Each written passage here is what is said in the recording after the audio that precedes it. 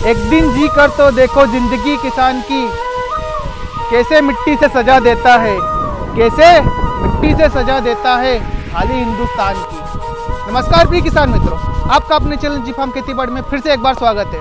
आज हम चर्चा करने जा रहे हैं थाइसोनिप्टेरा के बारे में। तो क्या है थाइसोनिप्टेरा? ये एक तरह का माइड है, या सीधी भाषा में बोले तो ये थ्रिप्स होती है, या हम कह देंगे इसको ये रस चूसक कीट जो हमारी फसल में लगता है। प्रायतः ज़्यादा से ज़्यादा प्याज में और लहसुन में पाया जाता है। तो क्या है थ्रिप्स? अब इसके बारे में थोड़ी सी जानकारी इकट्ठा कर लेते हैं। ये एक तरह का रस चूसक कीट होता है और इसका आकार सिर्फ 1 mm का होता है। और ये जीव प्रायः हमारे पौधों से रस चूसते हैं और उन्हें कई जगह से पंचर कर देते हैं, जिससे हमारे पौधों की प्रकाश संश्लेषण क्रिया पे काफ़ी ज़्यादा असर पड़ता है और वो भोजन अच्छे से नहीं बना पाते हैं, तो वो पीलापन पड़ने लग जाता है हमारे फसल में। अच्छा, इसके बारे में एक फैक्ट ये भी है, ये एक जगह से दूसरी जगह उड़ता नहीं है, उसके बजाय ये यहाँ एक पौधे से दूसरे पौधे पर जंप करता रहता है। इसका जीवन काल भी कोई ज़्यादा लंबा नहीं है, ये 1 महीने ही जीता है, पर उस 1 महीने के अंतराल में ये हमारी फसल को बहुत ज़्यादा डैमेज कर देता है अगर जो हमने इसका सही समय पर इलाज नहीं किया तो। इस थ्रिप्स का जीवन काल कुछ इस प्रकार होता है कि पहले ये अंडा होता है, जिसके बाद इसका लार्वा बनता है और फिर पर्पुलर होता है, फिर यह एडल्ट बन जाता है। इस समय पे हमारे पौधों में रस चूसने का इसका काम चालू हो जाता है। तो आइए अब देख लेते हैं कि अपने खेत में हमें थ्रिप्स को किस तरह से पहचानना है। मैं अब आपको दिखाता हूँ कि अपनी फसल में किस तरीके से थ्रिप्स को पहचानें। थ्रिप्स और माइट जो भी होती है उसको कैसे पहचानें, और उसको पहचानने के बाद अपना डोज सिलेक्ट करें कि हमें हल्का डोज डालना है, हेवी डोज डालना है, या कौन सा कॉम्बो डोज डालना है। तो जैसे ये हमारा प्याज है, यहाँ पर इसको पूरा आप ऐसा फैला लीजिए। उसके बाद में जो सबसे छोटी पत्ती होती है, पहले तो वहाँ देखना है, यहाँ पे नीचे उसकी शुरुआत एकदम यहाँ अंदर से होती है थ्रिप्स की। तो यहाँ इस वाले पोर्शन पे आप देख लीजिए, यहाँ थ्रिप्स है। अगर जो बहुत कम है यहाँ पे, तो आपको सबसे हल्का डोज डालना है। अगर जो ये पत्ता पूरा भरा हुआ है, छोटा वाला पत्ता, तो हमको उससे हेवी डोज डालना है। उसके पश्चात अगर जो उसके पास के जो पत्ते हैं ये यहाँ ऊपर तक भरे हुए हैं हमारी थ्रिप्स या जो माइड है उनसे, तो समझिए हमें बहुत हेवी डोज डालना है। अब अलग अलग स्टेज पर देख लेते हैं हम किस तरह से थ्रिप्स को कंट्रोल करेंगे हमारी फसल पर। तो पहले तो मैं आपको जैविक इलाज बताना चाहूँगा कि अगर जब जैविक तरीके से थ्रिप्स कंट्रोल करना चाहते हैं तो वहाँ पर हम अग्नि अस्त्र और ब्रह्मास्त्र, जो 2 तरह के हम जैविक कीटनाशक बनाते हैं पेड़ पौधों की पत्तियों से, उससे कंट्रोल करेंगे। दोनों को मिक्स करके करना है। डिस्क्रिप्शन में लिंक है किस तरह से ब्रह्मास्त्र और अग्नि अस्त्र बनाना है, आप हमारे पुराने वीडियो में देख सकते हैं। अब हम आगे रासायनिक इंसेक्टिसाइड के बारे में चर्चा करेंगे कि जब हमारी फसल 40 दिन से ले जाके 90 दिन की हो जाती है, उस समय पे हमें कौन सी दवाई का स्प्रे करना है। यहाँ पे हमने कुछ कॉम्बो तैयार किए हैं आपके लिए, 2 या 3 कॉम्बो, जिनको मिक्स करके आपको डालना है उसमें हमारी फसल में। हमने उसका प्रैक्टिकल किया है, बहुत अच्छा रिजल्ट मिला उन्हें। और इसी के साथ में हम हमारे और किसान मित्रों का अनुभव लेकर, जो उन्होंने दवाई स्प्रे किया है, उनके साथ ही मिलकर कुछ कॉम्बो पैक तैयार किए हैं आपके लिए। तो जो हमारे द्वारा प्रैक्टिकल किया हुआ है, तो उसका सबसे पहला कॉम्बो कुछ इस प्रकार है आपके लिए कि प्रोफिनोफास 40% EC, और उसके पश्चात है हमारा उसी में मिक्स एसीफेट प्लस इमिडा। ये आपको लांसर गोल्ड UPL का ही डालना है, इसके अलावा कोई सा भी ना डाले। बहुत ही अच्छा रिजल्ट है इसका। और इसकी में मिक्स करना है हमें फिप्रोनिल 5% SC। इन तीनों का मिक्सचर करके आप डालिए, बहुत ही शानदार रिजल्ट मिलेगा आपको। मेरा आपसे एक विशेष अनुरोध है यहाँ पर कि जब हम स्प्रे करने जा रहे हैं हमारी फसल में, तो प्रति बीघा 100 से 120 लीटर पानी का इस्तेमाल करना है हमें।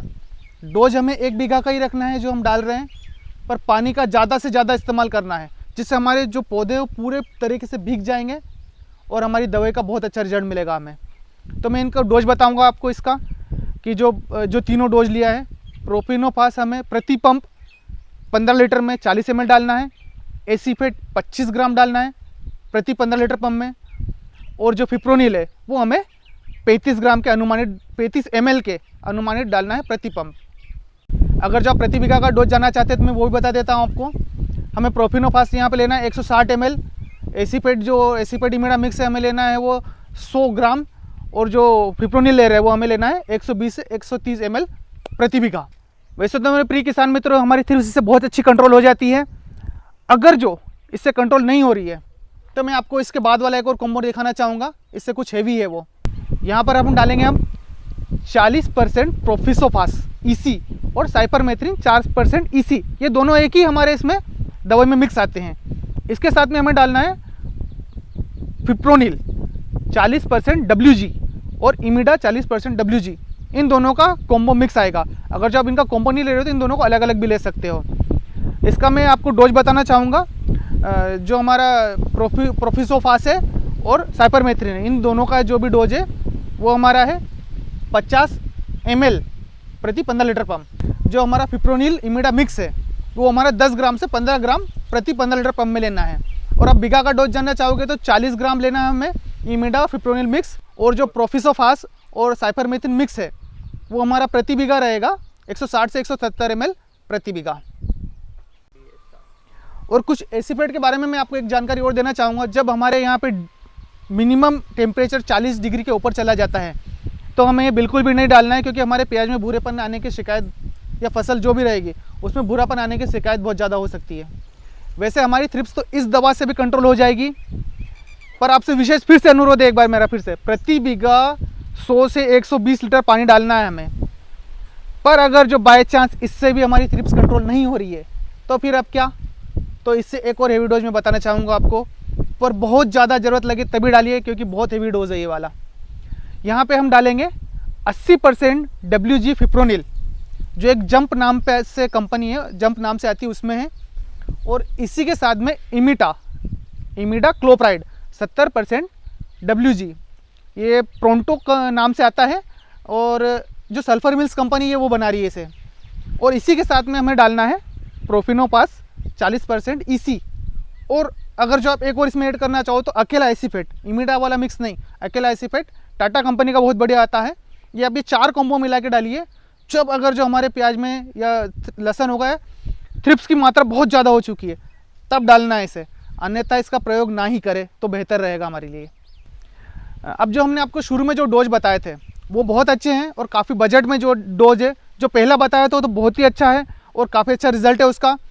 अगर जो हमारी थ्रिप्स कंट्रोल नहीं हो रही तो हमें हेवी डोज पे जाना है, अन्यथा हमें दवा कंपनियों का या दवाई वालों का भला बिल्कुल भी नहीं करना है। अब मैं आपको शुरू के जो हमारे 10 दिन से 40 दिन का प्याज होता है उस समय पे क्या क्या दवाई डालनी है मैं वो बता दूंगा एक बार आपको। सबसे पहला डोज आप डालना चाहो तो लेमडा साइक्लोथीन 5% ईसी, इसका डोज डालना है पहला स्प्रे। और हमारे हर डोज में चिपकू जरूर डालना है। और उसके पश्चात अगर जो थ्रिप्स के लिए आप दूसरा डोज डालना चाहो तो प्रोफिनोपास और एसीफेट मिक्स करके डाल सकते हो। और अगर जो थोड़ा सा और हेवी लेना हल्का सा, तो इसके पश्चात में प्रोफिनोपास और एसीफेट प्लस इमिडा, इन तीनों को मिक्स करके डाल सकते हो आप। धन्यवाद किसान भाइयों। इस वीडियो को अपने और किसान भाइयों से साझा करें और अतिरिक्त खर्च से उन्हें बचाएं।